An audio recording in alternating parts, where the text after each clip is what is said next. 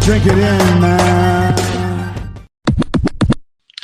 Detroit Kool-Aid, what's going on, everybody? We are back, and our Detroit Lions have left Allen Park, Grifka, and they have headed out to the West Coast. They are out there, and they are practicing with the Oakland Raiders. We've had a few days of practice here, kind of wrapping up, and we're going to be heading into a preseason football game, first one of the year before you know it. So, Grifka, kind of talk me through a little bit about, do you like that the Lions are making this trip? Do you like that they're practicing with other teams? I know Caldwell did a little bit of that, but what do you think of it? And what have you heard kind of with these practices that have just kind of completed here the last day or so?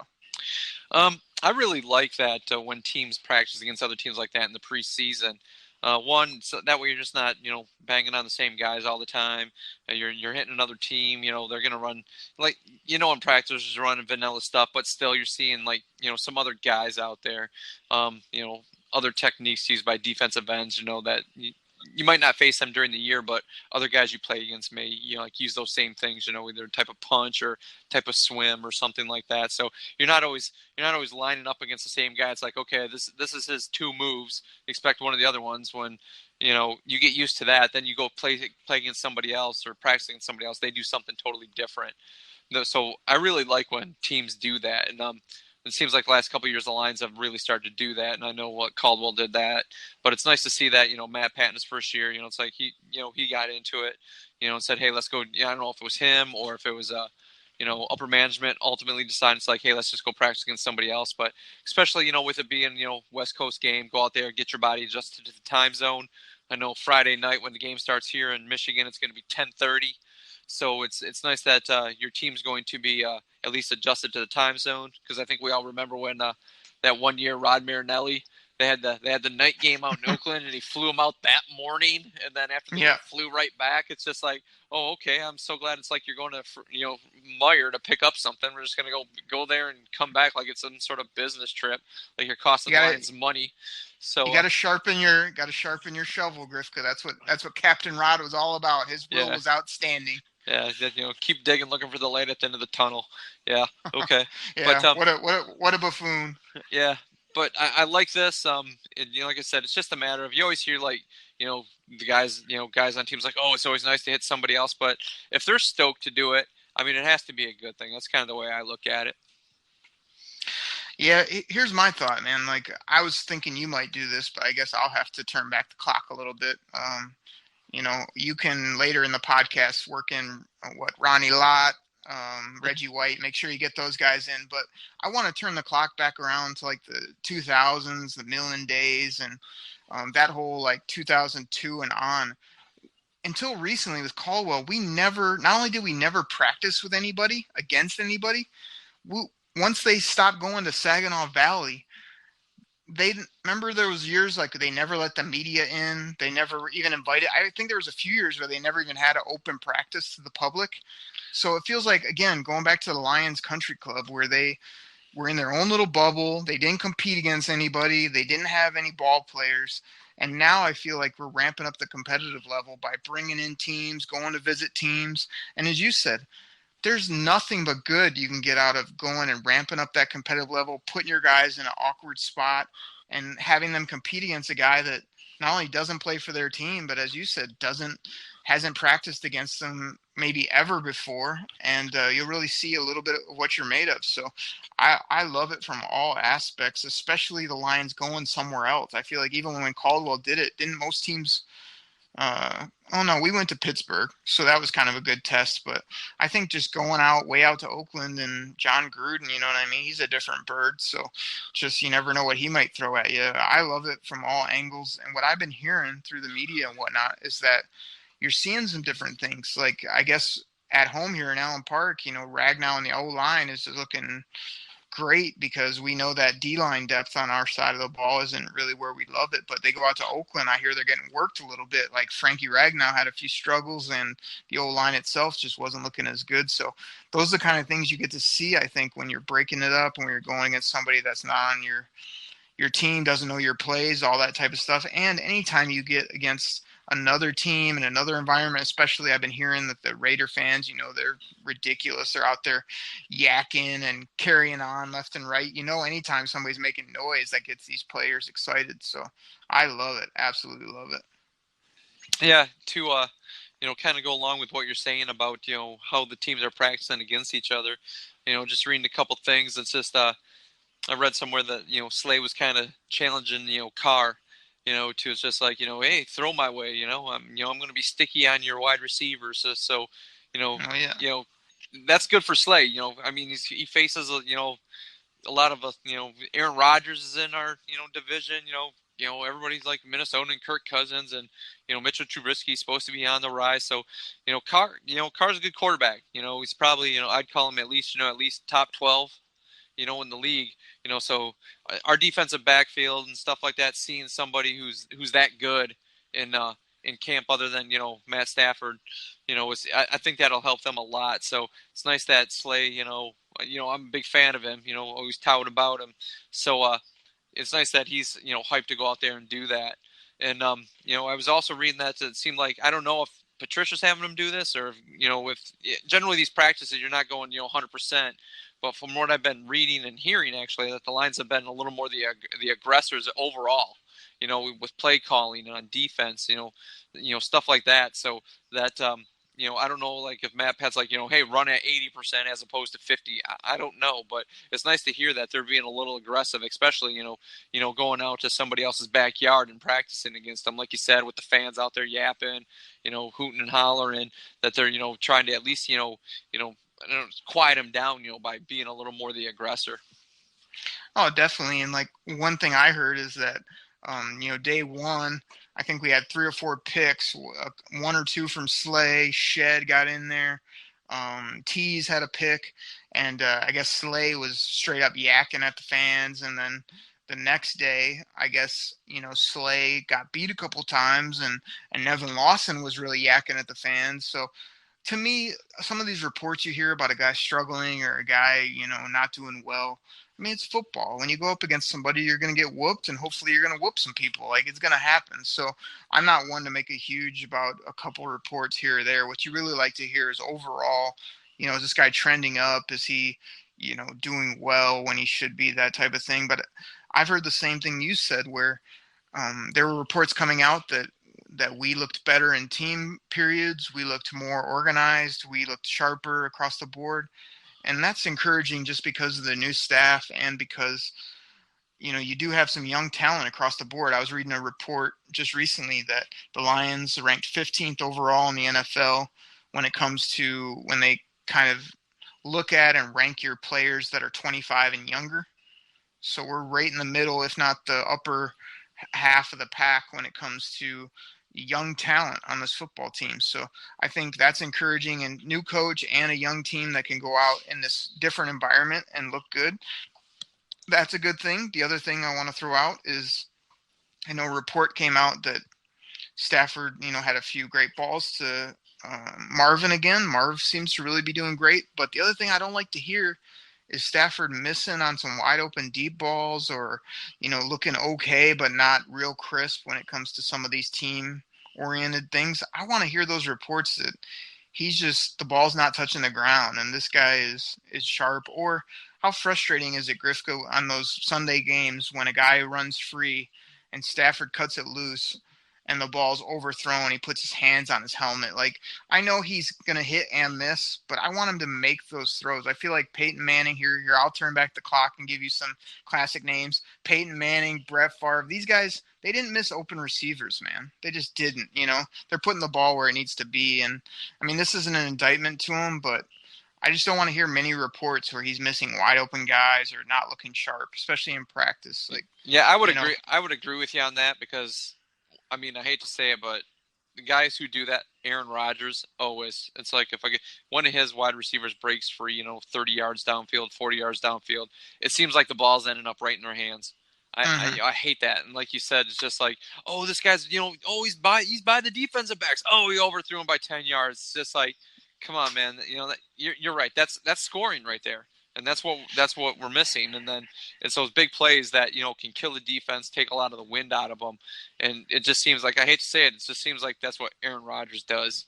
It's just like, And the report, it's like, go ahead. sorry. And then the report I read was like Marvin breaks away deep, nobody like in the pitcher, and he just overthrows him. Or you know how Stafford sometimes will cut it loose and throw it, and it's either too hard or it's 2, 3, 5 yards overthrown. I mean, I feel like that was okay in your first 2 years. Now year 9, 10. I mean, anytime a guy's breaking loose, if anything, underthrow the guy so he can make a play, because I'm so tired of that rocket ball going over. Because I remember last year a few times, kind of they'll run that ball where the receiver will kind of find that hole between the corner and the safety along the sideline. And every once in a while, Stafford will throw a money ball that looks incredible. But there's been too many times, I feel like, where he burns that either too far to the sideline or too long and misses a guy. And we just can't have it anymore. I'm sorry. Yeah, especially in a league where points are a premium, and especially with that defense, once again learning the new scheme and new system, Lions are going to have to score points again this year until that defense gets on track. So if early in the year, you can't miss shots against that, especially with who the Lions got coming up early in their schedule. And it reminds me, Grifka, of way back in the day, we're at a preseason game, I believe it was. Remind me if it was regular season, but I think it was against the Packers. And somebody behind us is just yakking that, like, our guys can't cover their receivers. Oh yeah, that was the regular season game against the Packers. Our corners kept falling down, and so this knucklehead behind us keeps yelling, and you just stand up and go. Nobody could keep up with Greg Jennings. Greg Jennings, so awesome. Greg Jennings. Nobody could guys can't. I'm like, the guy fell down. See? And then the next play was a couple plays later. They tried it again, and I can't remember who was covering, but they picked it off. I go, yeah, nobody can keep up with him. Nobody can keep up with him. Yeah. I just remember you turn around going, he fell down. He fell down. Like when a player us, we got to make them pay, and sometimes I feel like we just let him get away. So Matt Stafford, overall there's been good things come with camp. He always does look really in command of everything. I know I heard him talking recently, and he said he really has a great handle on the offense. He loves all the checks and things he can do at the line of scrimmage. He thinks he's got that mastered. Those are all good things. But man, if a guy breaks free, or if I'm hearing reports that Marvin Jones is killing people, then he needs to be getting the football where he can run with it. Another thing I want to hit on is I heard an interview with Marvin and Golden, and Marv said his big thing this year is to work on yak. He wants to catch and run, which I don't think I've seen a ton from him. So I'm curious to see if we can get him the ball, not only in space, but another one of my beasts. And I'm a huge Matt Stafford fan. It feels like I'm bagging on him right now. But I remember I always used to say with Calvin and whatnot that anytime he made a catch, he was either falling to the ground, jumping, not like a perfect ball in his hand so he could get it and go. And so I want to see if Stafford can get the ball to a guy like Marvin Jones and see if he has that yak run after catch ability. He does get it to Golden Tate, but I feel like even Golden Tate's yak is more bubble screen or little 5-yard stick, and then he just does the rest. It's not that slant route where you hit a guy right in stride and go. So do you think Marv's got that ability to be able to be a yak guy, or is he just an over-the-top red zone type guy? I think it's the routes that Marvin runs. I mean, I'm not saying all he does is run 9 routes, but I don't know if the routes he runs in his tree allows him to be able to. I mean, it'd be nice, but like you said, I mean, those are going to have to be ones where Stafford leads him into those yards. He can't be, it can't be like a stop and then go. I mean, where Marvin doesn't have the quickness of Golden Tate, to where it seems like Golden Tate, is can like kind of stop on a dime, make guys miss, break tackles that way. That's where he gets his yak, because he's running everything over the middle. But Marvin, a lot of his routes are like the post and the go routes and the flag routes. He's not running those stop routes, to get the ball, quick and then go. So he's gonna have to. I think Stafford's gonna have to lead him into, like, when he's running a post or a flag or even a 9 route, something like that, because that just seems like that's what Marvin runs. It's nice that he wants to do that. maybe the offense is changing a little bit for him to give him the opportunity. But I don't want Marvin Jones running a bunch of routes over the middle just so he can get a whole bunch of yak afterwards. That's not what I want to see out of him. I don't think that's his game. So if I don't want to try to force a square peg into a round hole with that. But it's nice that he wants to do that. It's nice that he wants to work on something. He obviously realizes he can get better at something, and that's what he wants to do. But I think part of that comes from the routes that he runs and having Stafford lead him into the yards after the catch, because making him stop for the routes that he runs, I don't think he's quick enough to have – he doesn't have those juke moves like Golden Tate does to be able to, make a guy miss or break a tackle that way. Yeah, I don't think we've seen it from him. I think he called it being quarterback friendly, where he said he wanted to come back for the football a little bit more, catch it in stride and go.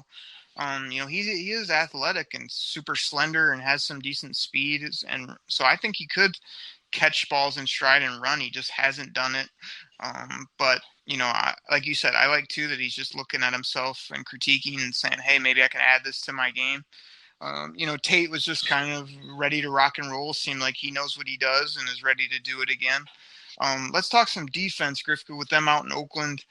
I heard that, we had some struggles covering the tight end, which, get the old bit siren out about that. I mean, I just feel like we've never been able to cover tight ends, and it got talked about again that Jared Cook was just killing us, and a few of their other bums over there in Oakland were working the middle of the field on us. So talk to me a little bit about the defense, what you're hearing, and then what you're expecting. We'll do a little preview of Friday as well as we kind of get towards the end of the show, but talk some defense with me with them out in Oakland. Yeah, I heard that same thing, that once again, the tight ends were having trouble with that. Like you said, it always seems like we always have trouble with that no matter who it is. It could be, Venus DeMilo out there with no arms, and they're still going to get, 100 yards receiving and 2 touchdowns, playing tight end. Still, other things I've read, though, once again, they're trying to be a little more aggressive on defense. They're running a few read that they're running a few not real high, blitz packages, but, trying to bring a little more pressure, and they are running those multitude packages. I saw, was it the first known starting lineup or whatever, the depth chart, they were running that 4-3, but they are doing some of that 3-4 as well out there. Not as much, but I think, they're probably going to try to use that 4-3 as their base. So it's nice to see that they're switching some stuff, like I said, trying to be aggressive. I know on other podcasts, one we recently had, I talked about Anthony Zettel, and I read that he, he started a kind of a fracas, with Oakland, with Oakland offensive line. I know teams don't like to do that, but it does show a little heart, and I know that once again, I know we talked about this, Zettel being a high energy guy, so it's nice to see that he's trying to be aggressive as possible out there, and just once again, as long as the DBs, hold up against, Oakland's got some decent wide receivers, and Carr's a good quarterback that, as long as they hold up, like you had mentioned before, we've been, there's been some picks and, Slay and, Nevin Lawson, doing a little chirping with the fans. That's never a bad thing. Once again, I would like to see, especially if teams know that they can burn you with a tight end. I get so infuriated when I'm watching the games on Sunday and you hear all these no-name guys just go off. I mean, we're not talking Rob Gronkowski, Tony Gonzalez, Mark Bavaro or anybody like that. You're looking for somebody, to actually, it's like, what is Ed Dixon doing with 175 yards and 2 touchdowns? I mean, that made it. He got a big contract thanks to the Detroit Lions. It just always seems like some no-name tight end just goes off, and and then when we do face a good tight end, a Greg Olson or something like that, that guy just makes us look sorry. So it'd be nice to have a linebacker, a DB, or somebody be able to cover those guys for a change. Now, Grifka, you totally delivered there, because I thought you were going to end a few minutes earlier, and I was going to say I teed you up so big to talk about Tony Gonzalez, Bubba Franks, Mark Chimura, all the classics, and you totally hit on all of them almost that I was thinking of. That was tremendous. So to end that, let's hit the other Grifka total gimmick line, which is, could the Lions be better against the tight ends? Could they? Yes. Will they? Gosh, I really want them to. Oh man, I sure hope so. But So I was hopefully that won't be a Grifkaism that we say later, well. which is Let's that let's they put it should this be, way. but they're not. When I was on vacation, I was saw a couple buddies who are big Lions fans as well, and we got into discussion about it. And Did you get him to subscribe, by the way? no, actually, for some odd reason, it didn't come up. But I'm seeing these guys next week, actually, so I'll Grifka, I'll you do got to that as well. promote. You got to promote the podcast. Come on. Well, the Lions conversation came up organically, to be honest with you. We just didn't start talking about it. It just came about, and both of them, they said the tagline that just infuriates me, and why I always say the Lions get no respect, because their fans don't give them respect. They're both like, it's the Lions. That's what it ultimately came down to. And I hate it. And you know me, I always have my little conspiracy theories about how the Lions never get any calls and other teams get calls. But when their fans don't, when Lions fans don't hype up and say, what other teams, Grifka? Just do that one for the people, because that's always classic. We already talked about it. We're talking the Packers here. We're talking the Patriots. We're talking the Steelers, Cowboys. Giants. The Cowboys right there, NFL Network's been hanging out in Oxnard like every day. I mean, I'm just like, they're like NFL training camp live, but it's like, here we are in Oxnard. Here we are. Yeah, we know the Cowboys have training camp. So do like 30 other teams. It's like, go see. I don't care if you go out to like, some high school out there. Go out to, De La Salle or something, or, up in Concord, or, go to Mater Dei down in Santa Barbara. Those are two top 25 high school football teams. I'd rather watch that as opposed to watching Dak. Oh, let's have another interview with Dak Prescott. Yeah, congratulations, NFL Network. Yeah. It makes us wonder why the Cowboys get calls. Anyways, enough. I knew that would spark a fire. That's always tremendous. Right. But anyways, if I think there's plenty of Lions fans that are just like, it's the Lions, and they don't shout from the rooftop saying, how come we don't get those calls either? And like, because NFL's like, well, you guys are the Lions, and when fans are just like ultimately come, well, it's the Lions. It's just something that just gnaws at me about it. And so when we think like, the Lions going to cover tight ends this year, probably not, because it's the Lions, even though, I hate it. It eats at me, but I think part of it is, like I said, the Lions don't get no respect. One, because NFL thinks, well, it's the Lions. And when you have fans just going, well, yeah, they're the Lions, been watching it for years. At some point, it's got to change, where somebody needs to, they have to, shout from the rooftops and say like, hey, we're here too. We deserve some respect. We're just not cannon fodder. There, I said it for you. Oh my goodness. The other thing I want to say on that is, like, I was just talking to somebody about that the other day too. And what I start getting the rep now, because me and you and others, we are Kool-Aid drinkers. And I've been real positive the last, decade, where they haven't been winning at the level that we'd want them to. So people are like, oh, you always just think they're going to be good or whatever. But like, I was thinking the other day that there's so many pieces in place right now, both from offense, even some really core pieces on D, a young coach that really seems to be different than the others. I was thinking the other day, like, what if this is the start to a good, 5-10 year run where this is a really hard team to deal with in the NFL? We've never been that. And I was talking to somebody the other day, and they were like, oh, like you just said, it's the Lions, or they're never good. And my thing every year has been, who are we to live in the past where we just determine everything based on what happened yesterday? Like, you're never going to live, or you're never going to succeed living like that. Yes, there's some lessons to be learned from the past. Yes, you can take your past and kind of evaluate it and make some changes and be better in the future. But if you just assume every day is terrible because yesterday was terrible, you're never going to go anywhere. So I was telling somebody, like, just because they haven't been good doesn't mean they won't be good. And they just laughed, and I was just thinking, these people don't get it, that you have to really evaluate the pieces, what is coming up, rather than look at the past 50 years. So I'm super excited. I think that, we're trying to get this podcast rolling and have a bunch of fun with this football team. And I hope it's just a crazy ride the next 5-10 years, man. I think it's going to be awesome. Yeah. Definitely. I'm with you on that. It's just like, at some point, law of averages says they have to get better at some point. They have to like win a playoff game. They have to make a deep run in the playoffs, something like that.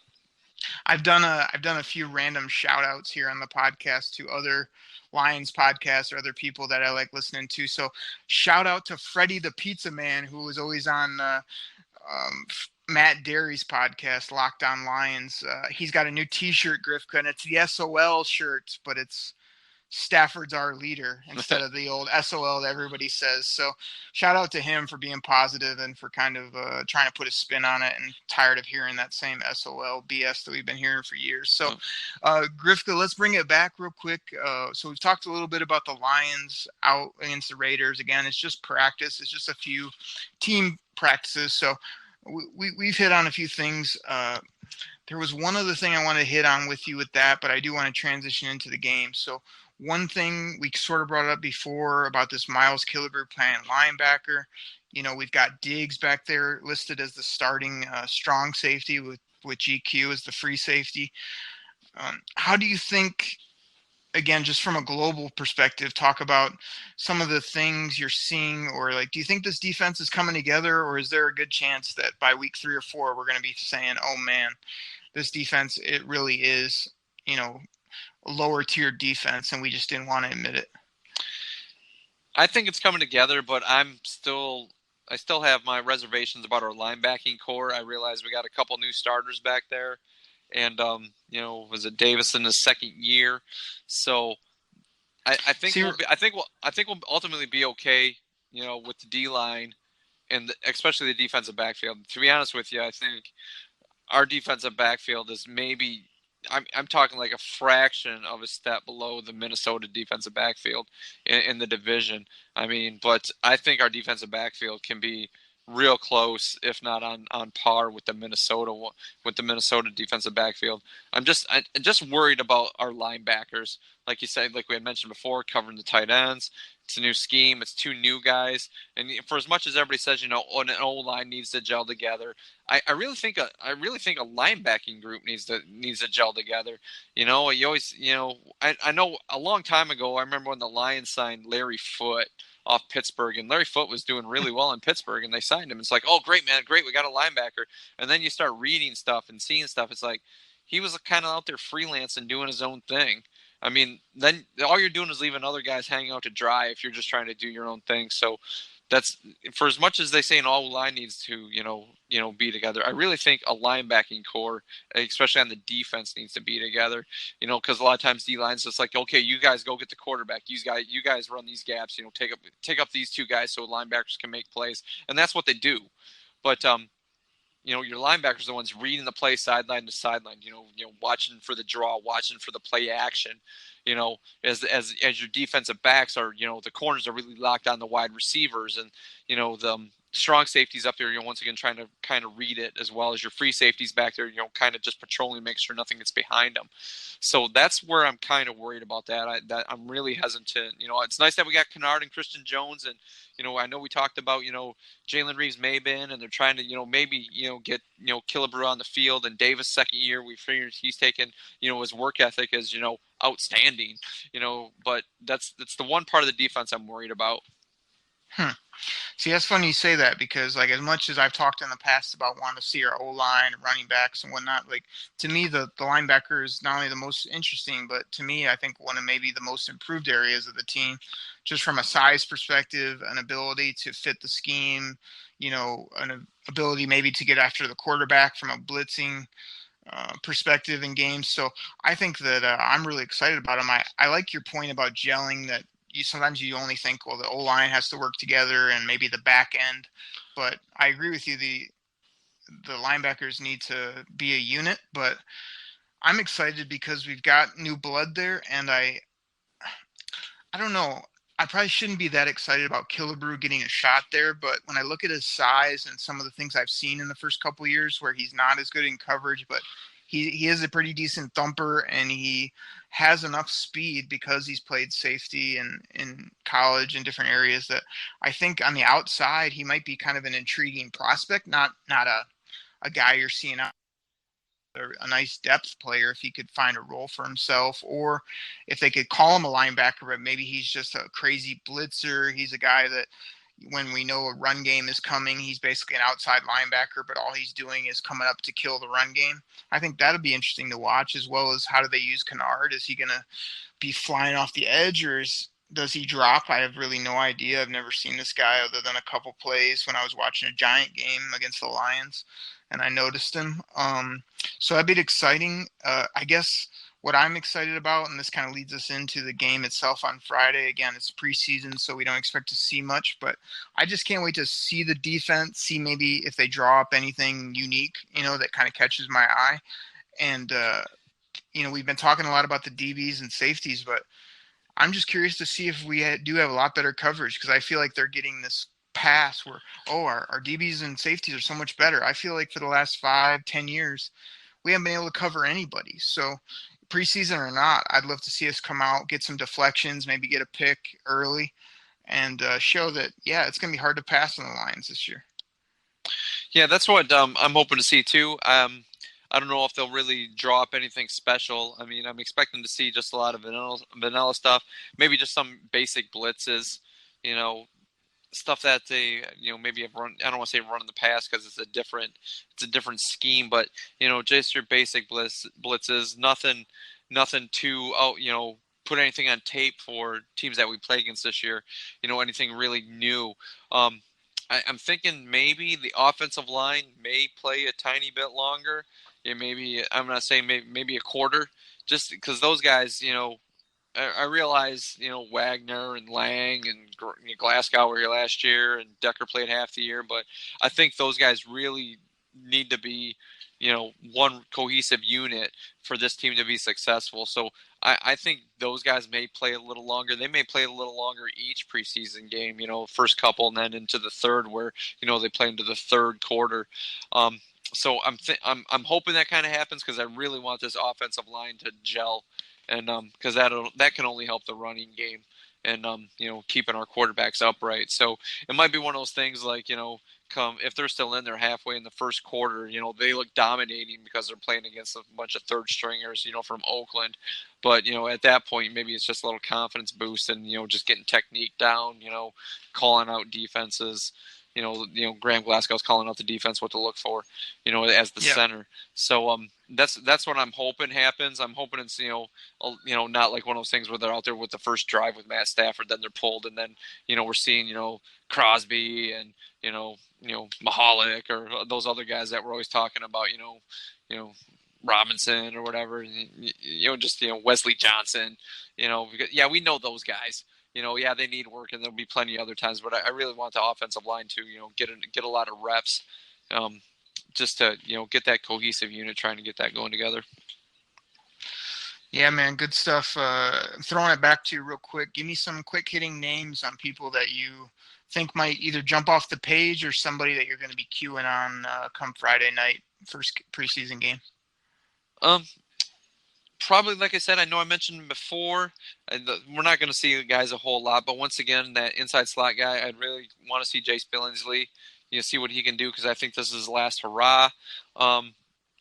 To be honest with Amir Abdullah, I mean, I think that guy's going to have to get some reps because they're not going to play Blunt a whole lot. I can't see him playing Kerryon Johnson an awful lot, and obviously Theo Riddick's not going to touch the ball a lot. We know what Theo Riddick can do. We know what LeGarrette Blunt can do. But if this is the last hurrah for Amir Abdullah, I think he's probably going to get a whole lot of time. So I really would like to see him as well. On defense, I can't remember. I think Deshaun Hand. I would like to see him. Maybe either bump up to D end or what can he do at D tackle. I would really like to see him. As a draft pick, see what he can do. I don't think the linebacking crew is going to play very long, so I'm not too worried about their backups. Jalen Reeves-Maybin. I'd like to see. I'd like to see him. Once again, that guy's fast. He can go sideline to sideline, make a lot of tackles. He's not going to be a starter, but he's a guy I'm kind of pulling for. I really want him to see. I really want him to do well. And then the other rookie in the defensive backfield, was it Tracy Walker? I want to see what the plan is for that guy. I mean, like you said, we had Quandre Diggs back there. We have Tavon Wilson back there. We had Miles Killebrew back there. I really want to kind of see what they're planning to do with that guy. So I expect to see him a lot on the field too. Not, I know Tease Tabor's, he's listed as a backup right now, so he's going to get some playing time. But I think I know we've seen enough of his game. It's just a matter of I think Nevin Lawson right now is listed as a starter because he gets, he's been there a little longer, the experience-wise right there. So those are the few guys I really want to kind of watch on Friday night to see what they can bring to the table. Who are you thinking about, wanting to see? Yeah, man, you hit on a lot of great names right there. I think there's a couple names that really stand out to me. I really would like this hype train to continue for Kenny Galladay. I'd love to see him either get out there in some 3-receiver sets or get some time there once the Tate and Marv kind of go and really make a few splash plays that let people know he's here and going to make a jump here in year 2. The other name that was top of my list, you hit on him. I can't wait to see Tracy Walker, man. Again, I didn't know much, if anything, about him really through the draft process. This pick surprised me, but all I needed to see was that shot inside the war room where these guys were just hooting and hollering about Tracy Walker. So I want to see how he moves. I want to see if he can make any plays, especially if he's playing against other players of his ilk or guys lower tier. You'd hope he'd stand out a little bit. And all those kind of second, third year guys where you're either wondering, are they going to go or have they made a jump? So you hit on Amir. He's always fun to watch. I wouldn't be surprised you get a shake and bake here or there where people get excited about him again. I'd love to see him more in the pass game if they could throw him the football in the second half or something so I can see him catch and run. That'd be nice. And I don't know, just some of those defenders I really like you hit on in Hand. I don't know what we have totally in him. And then is anybody going to surprise us from a rush perspective, either from defensive tackle or from the edges? I mean, I love a guy to jump out there. Alex Barrett's a name that jumps to mind. I think I heard he was the backup defensive end, so he might have made some strides. He's got some kind of crazy athleticism. And then these linebackers, we already talked about them, but I think some of those backup type guys or see where people fit, move people around, I think is going to be interesting. So the biggest thing for me, again, first preseason game, come out healthy. I'd love to see the offense maybe just have one drive, go down and get a touchdown. Sometimes they go down, look good, and then they stall out for a field goal or go 3 and out. That's always disconcerting when you get all excited about everything. But have the offense come out, look sharp, get them out of there, and then just I like winning in the preseason. I know it probably doesn't mean much, but I kind of like putting up W's and walking away with a good played game by all your backups and your depth guys. That always makes me feel like gives them a little mojo and is excited. So I love to go in and slap around John Gruden a little bit, come out with a W, and head back to Detroit. Yeah, that would definitely put a nice taste in the guy's mouth and that long flight back from Oakland. And like you said, preseason, I always hate it like when watching preseason games earlier. It's like our first teams are in there and they're playing their first teams, and their first teams are just kicking the crap out of us, and then like all of a sudden we come back and win with like Drew Stanton. It's like, oh, congratulations, our crappy guys are better than your crappy guys, and like even though those crappy guys are not gonna play or not even gonna be on the team, so those wins like that just always bug me. It's like, yeah, it's nice that your crappy guys can go out and win a game, but like you said, nothing's worse than you get in the first preseason game and your team goes out there and goes 3 and out. It's like, okay, there's your shot. Okay, let's bring in Matt Castle and all the other guys. So, like you said, yeah, at least some sort of drive. Even if it stalls out down by the 20, I would like to see him. If that happens, get aggressive. It's the preseason. Even it's like, okay, it's 4th and 8, and you're at your 20-yard line. Well, let's take the points. Yeah, we know Prater's going to make that. Run a play. Do something. Go for it. Who cares, man? It's preseason at this point. You're not going to get fired over a preseason game. Plus, Matt Pat, it's your first year. You got a little bit of a leash. Do something with it.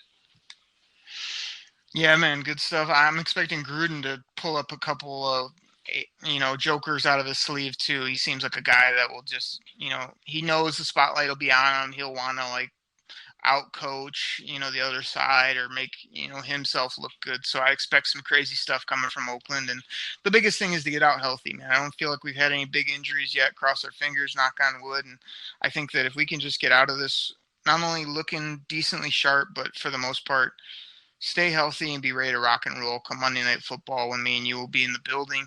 That's exciting. Grifka, I think that'll wrap us up, man.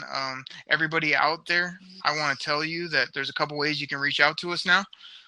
You can reach out to us via email, send us some feedback, send us some questions, send us some things you'd like to hear us talk about. You can hit us up at Kool-Aid, Kool-Aid all one word, so detkoolaid@gmail.com. You can also hit us up on Twitter. We're just kind of getting that rolling as a way for people to reach out to us. Detroit_Kool-Aid on Twitter. And then we'd love for you to reach out to us via Anchor. We have Anchor Podcast where you can get on there and leave us a voicemail or maybe a message on there if you'd like to do so. And we're just trying to find other ways that maybe we can reach out and connect with the people. So that'll be good. And Grifka, I know I've been talking to you a little bit, but I haven't given you the whole thing. We're going to keep it under wraps a little bit, but we are kind of excited that we will be out tailgating probably the whole day for that Monday night game. And it's looking like we may be pouring some blue Kool-Aid out there for those select few folks that maybe swing by and see us. We may have a few promo or a few things to put in your hand, and would love to chat with some of the people that have maybe listened to us or have just walking by and see the Kool-Aid sign that we're hoping to have out there. So we're still working on some things, but man, we're excited to be out there, enjoy a day, and get ready for the Monday night opener, and hopefully connect with some of you Kool-Aid drinkers out there. So more to come on that. We'll kind of give you some details of where we're going to be and look for our signs or for that big blue jug of Kool-Aid that we're hoping to have out there before the Monday night game. But Grifka, in a couple days, we will have, or here in a day or so, we're going to have football, and we're excited about it. So everybody, we will probably catch you after this preseason game with a little review. We'll kind of talk through where this team's headed, what we saw, what we liked, but keep your eye on your favorite podcast app for some Detroit Kool-Aid. So, Grifka, we're going to get out of here, man. Everybody, drink it in. We'll talk to you soon. Pack the bag, start the plane. This game is over. It is over. What a comeback by the Lions. Drink it in, man.